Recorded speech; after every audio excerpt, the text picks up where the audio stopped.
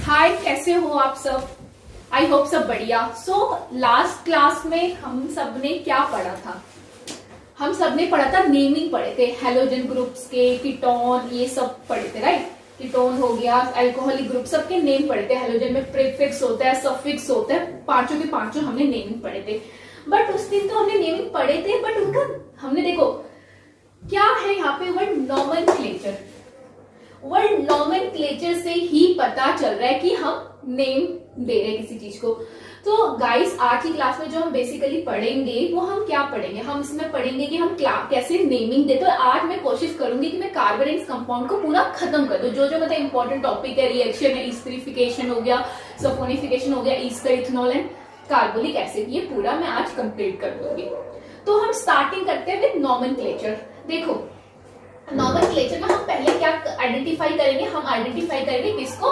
Carbon atom को, right. For example, जैसे कि मैंने यहाँ पे क्या लिखा, अगर उसका 2 नेम हुआ तो इथेन हुआ, अगर 3 नेम हुआ तो क्या हुआ? प्रोपेन हुआ, और सिंगल नेम हुआ तो क्या हुआ? मिथेन हुआ।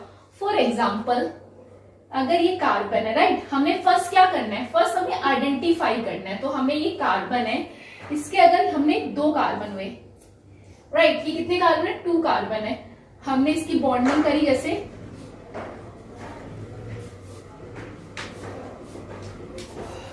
2 कार्बन है और उसकी बॉन्डिंग हुई, राइट।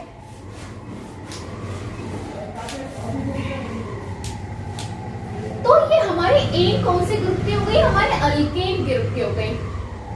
तो ये हमारे कौन से हुए? ये हमारे सैचुरेटेड हुए। रिवाइज करा जस्ट। और ये अगर हमारी ई और आई हुए तो हमारे कौन से हुए? अनसैचुरेटेड। मतलब डबल और ट्रिपल बॉन्ड। कौन से? डबल और ट्रिपल बॉन्ड।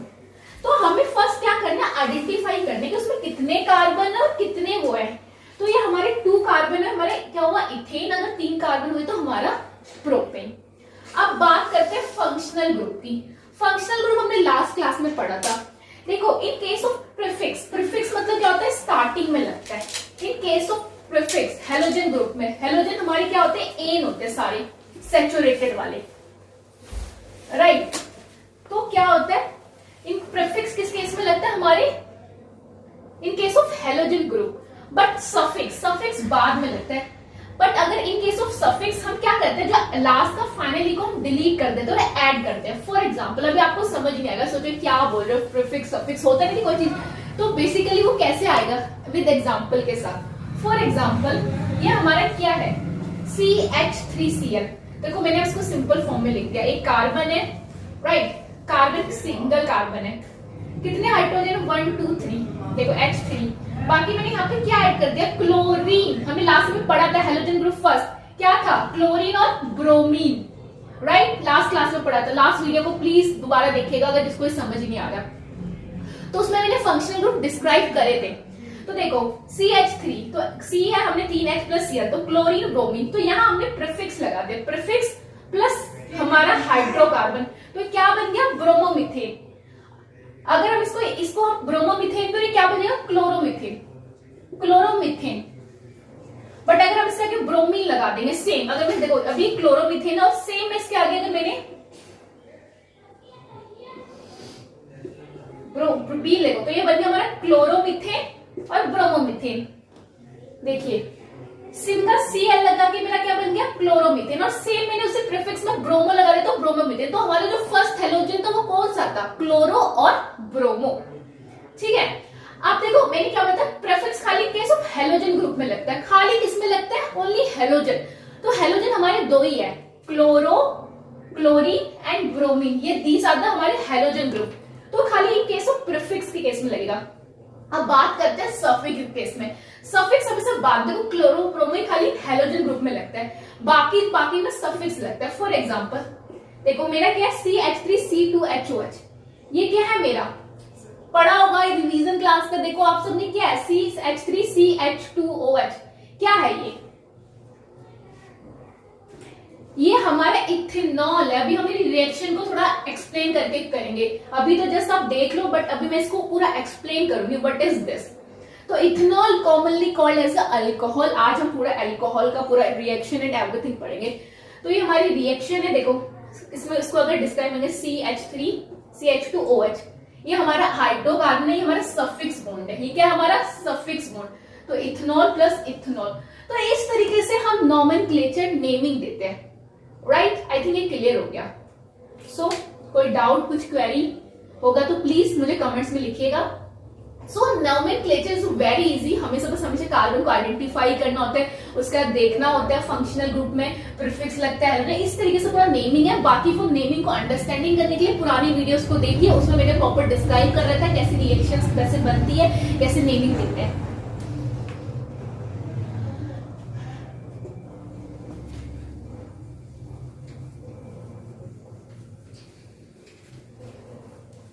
अब हम पढ़ेंगे कि हम जो हमारी कुछ important carbon compound, some important carbon compound हम आज की क्लास में पढ़ेंगे, राइट। क्या पढ़ेंगे?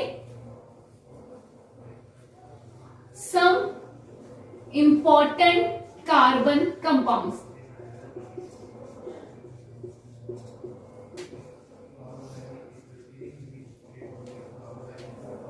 सम इंपॉर्टेंट कार्बन कंपाउंड, क्या कुछ इंपॉर्टेंट कार्बन क्या हो सकता है? The first important carbon is हमारा क्या होगा? इथेनॉल। हैविंग द फॉर्मूला, इसका क्या फॉर्मूला होगा? इसका होगा C, क्या होगा? CH3CH2OH। बट कंफ्यूज मत होना, इसको एक और हम ऐसे भी लिख सकते हैं, हम इसको सिंपली लिख सकते हैं C2H5। देखो C 2 हो गए, H3H5OH। This is called ethanol. So क्या होता है इथेनॉल बेसिकली? अगर हम इसे, क्या होता है इथेनॉल बताइए, किसी को कोई आइडिया? तो लिक्विड इंग्रेडिएंट्स अगर हम इथेनॉल का होता है इन एक्टिव इंटीग्रेट फॉर्म में, हम इसे क्या कहते हैं? और कॉमनली नोन एज अल्कोहल। हम इसे सिंपल एंड नॉर्मल लैंग्वेज हम इसे अल्कोहल कहते हैं, और साइंटिफिक लैंग्वेज में हम इसे क्या कहते हैं? इथेनॉल। इसका जनरल फॉर्मूला है, ये याद होना चाहिए, CH3CH2OH, और इसको हम ऐसे भी ही लिख सकते हैं, तो कंफ्यूज नहीं हो सकते।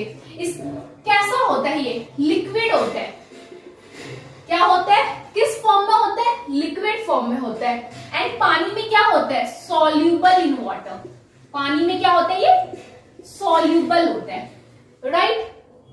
पानी में ही क्या होता है? सॉल्यूबल होता है। एक्टिव इंग्रेडिएंट फॉर्म में होता है अल्कोहल में।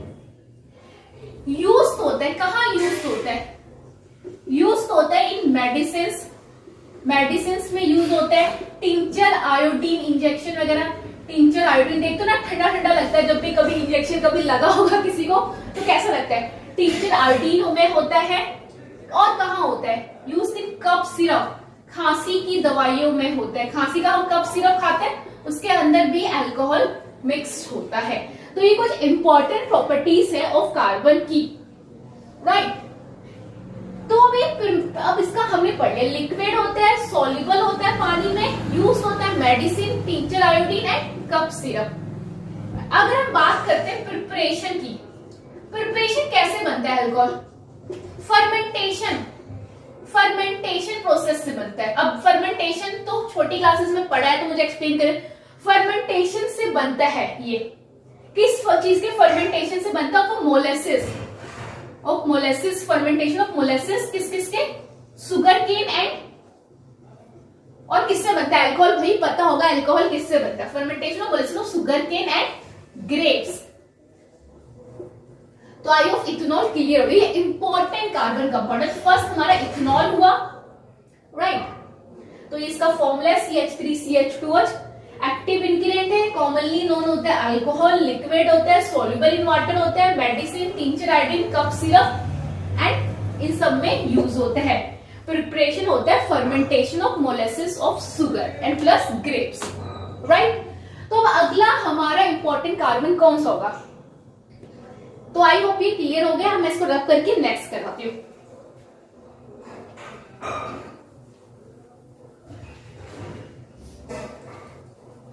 नेक्स्ट वन इज हमारा इथेनोइक एसिड। पहला हमारा इथेनॉल हो गया, नेक्स्ट वन इज हमारा इथेनोइक एसिड।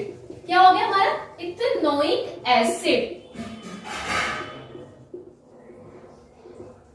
इसका क्या होगा? CH3COOH। ये हमारा क्या? Ethanoic acid. तो इथेनोइक एसिड क्या होता है बेसिकली? कॉमनली नोन एज, इसे क्या कहते हैं हम, commonly known as acetic acid, commonly known as acetic acid, commonly known as acetic acid होता है। 5 to 8% इज, देखो जो आप सब लोगों ने क्या खाया, चाउमीन तो खाई है, चाउमीन में क्या होता है, हमारा सिरका होता है, राइट। तो 5 to 8% अगर सॉल्यूशन होगा इसका एसिटिक एसिड का, सॉल्यूशन ऑफ एसिटिक एसिड, देखो जो नोट्स में बना रही है बहुत, जो मैं लिखवा रही हूँ बहुत इजी लैंग्वेज में, इसमें मतलब कोई साइंटिफिक नहीं, जो मैं लिखवा रही हूँ बहुत इजी, आप इसको पढ़ सकते हो, समझ सकते हो, तो ऐसा नहीं है। तो ये बहुत सिंपल है नेमल लैंग्वेज में, तो आप इसे याद कर सकते हो, याद करने के लिए भी इजी है, माइंड में भी याद रहेगा और एग्जाम्स में भी रिवीजन कर सकते हो। 5 to 8% of acid is known as vinegar, simple बोले तो सिरका, चाउमीन वगैरह में हम खाते हैं और आप सब लोग खाते हैं, राइट। तो अगर मैं इसकी बात करूं मेल्टिंग पॉइंट की, मेल्टिंग पॉइंट कितना होगा, मेल्टिंग पॉइंट ऑफ कितना होगा इसका, 290 के, 290 के मतलब केल्विन, 290 के। तो मेल्टिंग, और ये क्या होता है, फ्रीज हो जाता है विंटर में, जम जाता है, नारियल का तेल जैसे जमता है तो भी फ्रीज हो जाता है इन विंटर, फ्रीज क्या होता है, विंटर में होता है। बट जो बेसिकली जो हमारा कार्बोलिक एसिड है, मतलब इथेनोइक एसिड को हम कार्बोलिक एसिड भी कहते हैं, कंफ्यूज मत होना, हमसे कार्बोक्सिलिक एसिड भी कहते हैं। तो वीक एसिड होता है कार्बोक्सिलिक एसिड, हमारा कौन सा एसिड होता है, वीक एसिड, मतलब बहुत ज्यादा खतरनाक नहीं होता, और वीक एसिड। ये H2SO4 तो है नहीं कि जो तेजाब सब हो गया, ये होगा वीक एसिड का, इसका प्रॉपर्टी है। तो I hope clear, ethanoic acid, carbolic acid, commonly known as acetic acid कहते हैं। 5 to 8% solution of acetic acid को हम क्या कहते हैं, इसे हम विनेगर कहते हैं, सिरका बेसिकली। तो मेल्टिंग पॉइंट इसका कितना है, 290 केल्विन है, और विंटर में क्या हो जाता है, फ्रीज हो जाता है, जम जाता है, और ये कैसा एसिड है, वीक एसिड है। तो हमने दो इंपॉर्टेंट कार्बन कंपाउंड पढ़े, इथेनॉल एंड इथेनोइक एसिड। अब हम नेक्स्ट पढ़ेंगे इथेनॉल और इथेनोइक के एसिड से। आप सब डीओ तो यूज करते होंगे, स्मेलिंग एजेंट, जैसे कि हम आइसक्रीम्स खाते हैं, इतने सारे फ्लेवर्स होते हैं उसमें, वनीला एंड मैनी मोर। तो ये सब कहां से आते हैं, स्मेलिंग एजेंट। तो जब इथेनॉल और इथेनोइक का मिक्सचर बनके क्या बनता है, esters, esters are the smelling agent, जो उस रिएक्शन को हम क्या कहते हैं, एस्टरिफिकेशन रिएक्शन। नहीं, अभी ये कंप्लीट हो गया। अब इसके बाद हम पढ़ते हैं पहले denaturation of alcohol, one of the important. Denaturation of alcohol basically होता क्या है, ये तो मैं रब कर देती हूँ, right.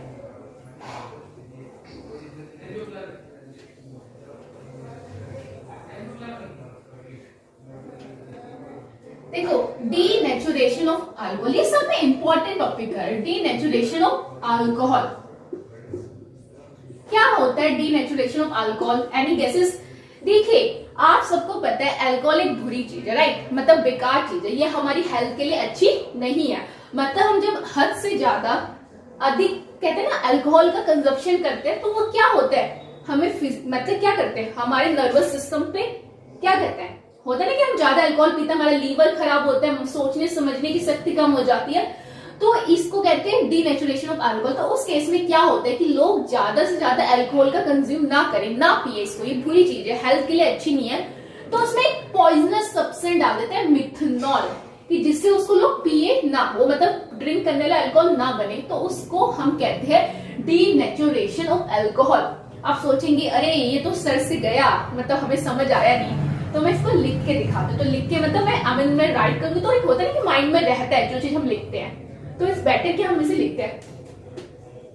Consumption of alcohol,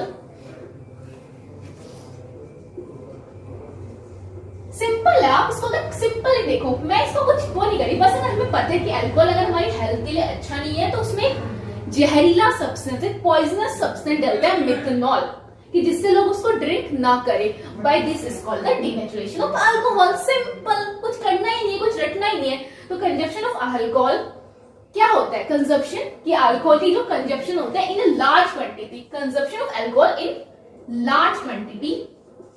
large quantity में अगर हम अल्कोहल को क्या करते हैं, पीते हैं, consumption of alcohol in a large quantity is not good for health, is not good for health, health के लिए अच्छा नहीं होता। सो क्या होता है, क्या करता है, इट्स कॉसेस क्या कॉसेस करता है, it's causes to slow our metabolic process. Slow our क्या करता है, हमारे सोचने समझने की शक्ति को कम करता है। So slow our metabolic process system, slow our metabolic process and coordination system हमारा दिमाग, मेटाबॉलिक प्रोसेस जो हमारी बॉडी में काम करता है, पूरा हमारा बॉडी का, एंड कोऑर्डिनेशन सिस्टम स्लो करता है, जिससे क्या होता है, ड्यू टू डिस्ट्रैक्शन,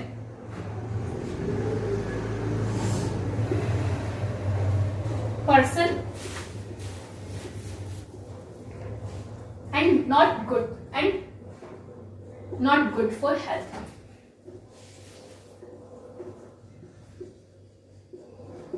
सो इससे प्रोटेक्शन होनी चाहिए। So due to protection from them, due to protection a poisonous substance added करते हैं, added in alcohol. Poisonous substance हम ऐड करते हैं अल्कोहल, पॉइजनस सब्सटेंस हम क्या करते हैं, ऐड करते हैं, तो उसे हम क्या कहते हैं, methanol, which is not use for drinking. एक पॉइजनस सब्सटेंस हम ऐड करते हैं विच इज नॉट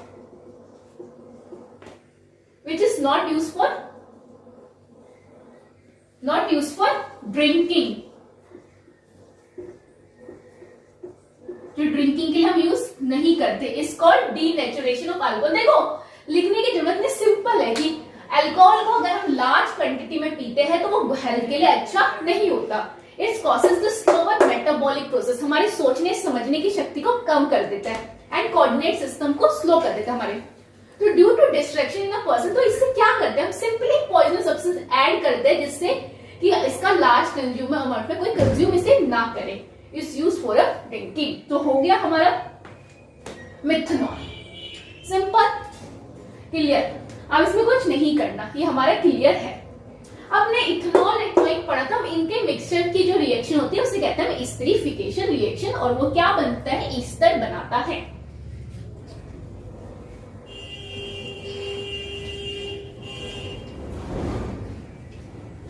आज हमने बेसिकली कहा था ईस्ट, सो हम पढ़ेंगे एस्टरिफिकेशन रिएक्शन।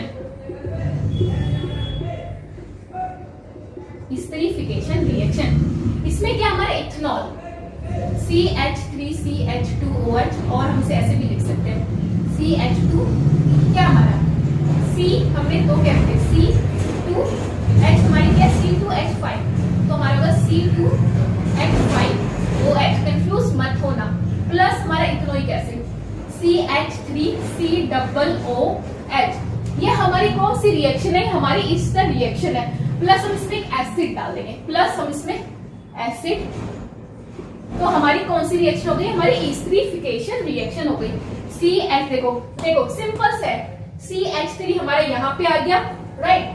C का हमने क्या करा, COO, दो बॉन्ड लग गए, right. COO plus C2 plus क्या होगा, प्लस H कितने, सिंपल H वो एक एसिड के साथ हो गया, H प्लस हमारा कितना हो गया, H C2H5, CO3CH5, तो हमारा क्या हो गया, ये ईस्टर, क्या हो गया हमारा ये ester. Ester are the smelling agent, कौन से एजेंट है, स्मेलिंग एजेंट, और हम called as a flavouring agent भी कह सकते हैं। इसके साथ हमारा स्मेलिंग एजेंट और फ्लेवरिंग एजेंट, कौन सा एजेंट है, स्मेलिंग और फ्लेवरिंग एजेंट है। ये हमारे कहाँ यूज होते हैं, कहाँ यूज होते हैं हमारे, इससे हमारे स्मेलिंग और फ्लेवरिंग एजेंट है जो हमारे यूज होते हैं, ये यूज होते हैं हमारे मेल्टिंग सब्सटेंस। ईस्टर के हमारे स्मेलिंग और फ्लेवरिंग एजेंट है जो यूज होते हैं making in making perfumes and many more, right. तो ये हमारा क्लियर हो गया, ठीक है ना। अब देखो, अब इस रिएक्शन को अगर हम उल्टा कर दें, इस रिएक्शन को हम उल्टा कर दें, अभी तक ये हमने पढ़ी थी ईस्टरिफिकेशन रिएक्शन, मतलब ईस्टर का formation of Easter,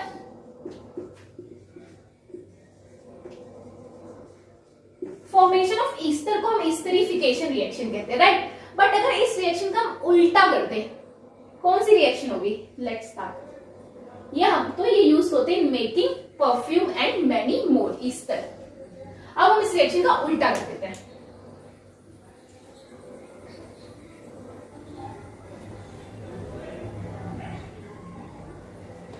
class I think कोई बोर तो नहीं हो रही। अब इस रिएक्शन को हमने उल्टा कर दिया, राइट। इसे हमारी हो गई सफोनिफिकेशन रिएक्शन।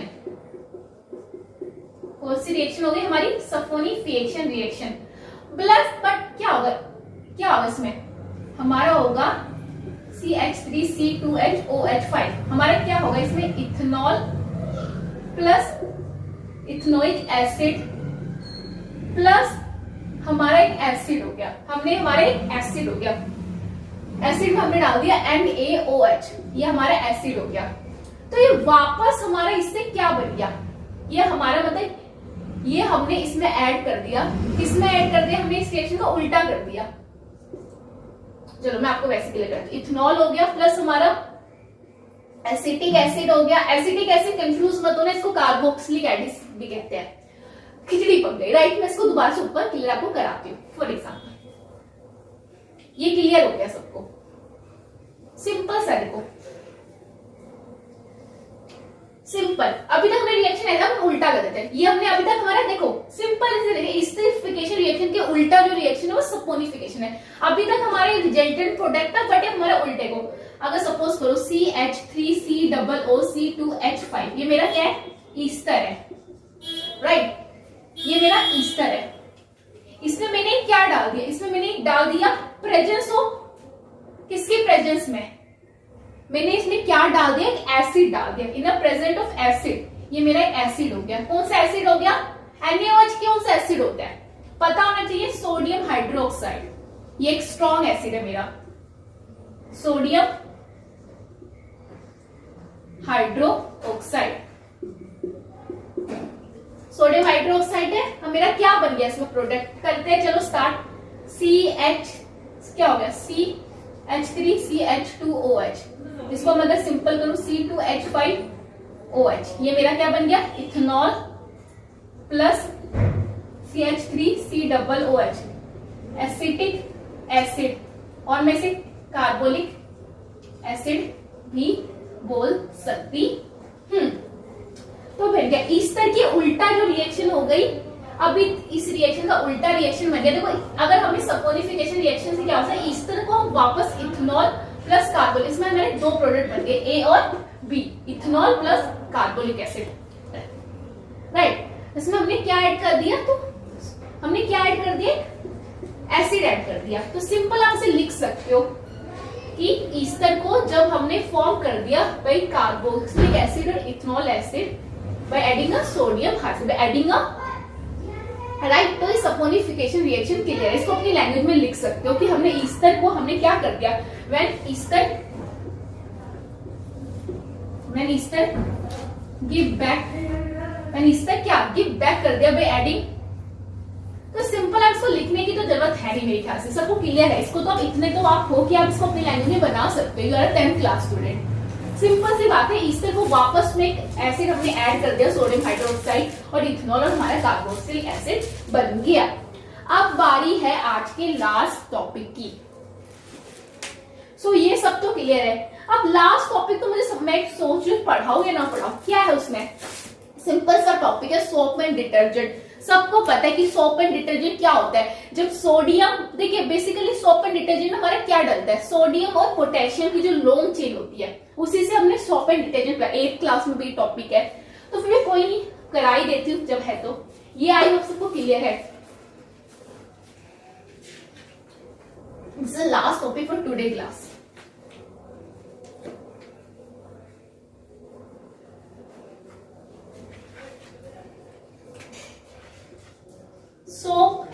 डिटर्जेंट किससे बना होता है? लॉन्ग चेन ऑफ पोटेशियम, किसका? पोटेशियम और किसका बना होता है? Long chain of potassium and sodium.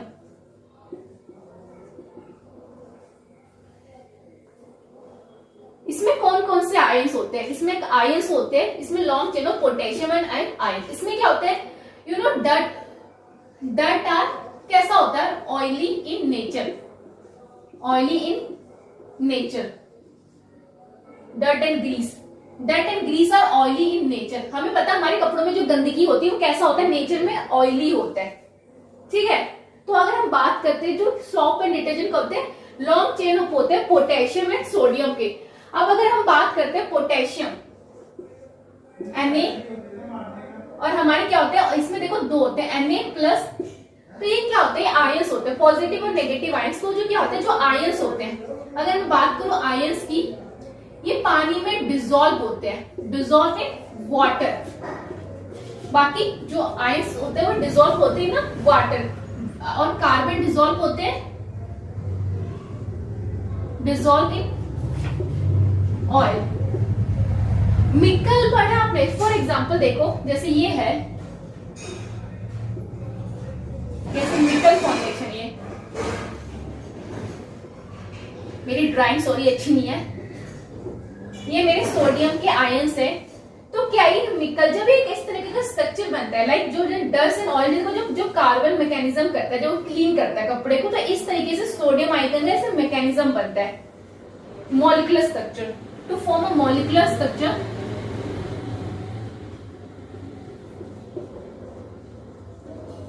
Sodium ion का इस तरीके से हमारा सोडियम आयन का, तो हम इसे क्या कहते हैं? मिकल। तो हमारे क्या हो गया? ये मिकल हो गया, सबसे इंपॉर्टेंट हो गया। तो फॉर्मर ये हमारा मिकेल हो गया, MICLLE, राइट। तो ये क्लियर हो गया सबको? क्लियर? तो सिंपल सी बात है, जो सोप एंड डिटर्जेंट और पोटेशियम और सोडियम की लॉन्ग चेन होती है, तो ये क्या बनाता है? मिकल स्ट्रक्चर बनाता है। तो ये जस्ट फॉर अंडरस्टैंडिंग।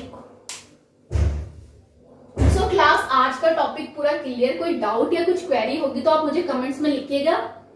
तो बात करते हैं कार्बन कंपाउंड। देखो मैंने इस क्लास में जो मैंने अभी तक जो मेरी अपने पुराने वीडियोस पे अगर आप देखना, कार्बन कंपाउंड के एटलीस्ट हमने 3 और 4 वीडियोस कवर करी है, राइट। तो इस वीडियोस मतलब जो भी हमने स्टार्टिंग में, तो मैंने इसमें बहुत ज्यादा एक्स्ट्रा बहुत ज्यादा वो नहीं पढ़ा, मैंने एज पर अकॉर्डिंग टू लेटेस्ट CBSE और NCERT गाइडलाइंस के अकॉर्डिंग पढ़ाया, इंपॉर्टेंट टॉपिक कवर करवाया। अगर किसी को कुछ लगता है कि नहीं ये चीज छूट रही है या मतलब ये इंपॉर्टेंट है, तो प्लीज मुझे कमेंट्स करिएगा, मैं उसके लिए एक एडिशनल वीडियो बनाऊंगी जो टॉपिक आपको लगता है कि इंपॉर्टेंट है। वैसे मेरे अकॉर्डिंग तो मैंने सारे टॉपिक सारों की सारी वीडियोस में कंप्लीट करा दिया। सो आप आज वीडियो को लाइक करना, सब्सक्राइब जरूर कीजिए, फ्रेंड्स को शेयर कीजिए। अब हम नेक्स्ट क्लास में देखते हैं। अगर आप में से किसी को कोई और टॉपिक लगता है कि नहीं मुझे ये चैप्टर पढ़ना है, तो आप मुझे कमेंट में बताएगा। वैसे मैं अपने अकॉर्डिंग अब एक न्यू चैप्टर की स्टार्ट होंगे नेक्स्ट क्लास में। तब तक के लिए थैंक यू, बाय क्लास।